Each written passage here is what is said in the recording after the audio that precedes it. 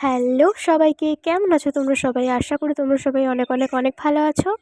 আমিও অনেক ভালো আছি। তো আমরা সকাল, সকাল একদম বেরিয়ে পড়েছি একটু ঘুরতে যাবো বলে। ঘুরতে কোথায় যাবো বলো তো? ভেবেছিলাম গলিফ স্ট্রিট যাবো। কিন্তু রাস্তায় যেতে, যেতে আমাদের মনে হলো যে না, গলিফ স্ট্রিট না গিয়ে চলো বেলুড় মঠেই যাওয়া যাক। তো যেমন ভাবনা তেমন কাজ। তারপরে আমরা বেলুড় মঠের দিকেই চলে গেলাম রাস্তায় গাড়িটা ঘুরিয়ে। তো আমি তো আর ঘোরাইনি, ও ঘুরিয়েছে। যেহেতু সকাল, সকাল একদম গেছিলাম বেলুড় মঠে, তো ওই জন্য প্রচণ্ড ফাঁকা ছিল বেলুড় মঠ। আর সকালবেলায় এত সুন্দর লাগে না, মানে আমি এত সকালে কখনো যাইনি বেলুড় মঠে। এই প্রথম যাচ্ছি এত সকালবেলা, তাও আবার ওর সাথে। তো ওদের বাড়ির সামনে থেকে, মানে আমারই বাড়ি ওটা, ওখান থেকে এই বেলুড় মঠ কাছে। আমার চোখটা লাল হয়ে গেছে আবার অ্যালার্জির জন্য। কবে থেকে জানো বেলুড় মঠ যাবো ভাবছি, কিন্তু ভগবান টানাচ্ছেই না, ফাইনালি আজকে টানিয়েছে।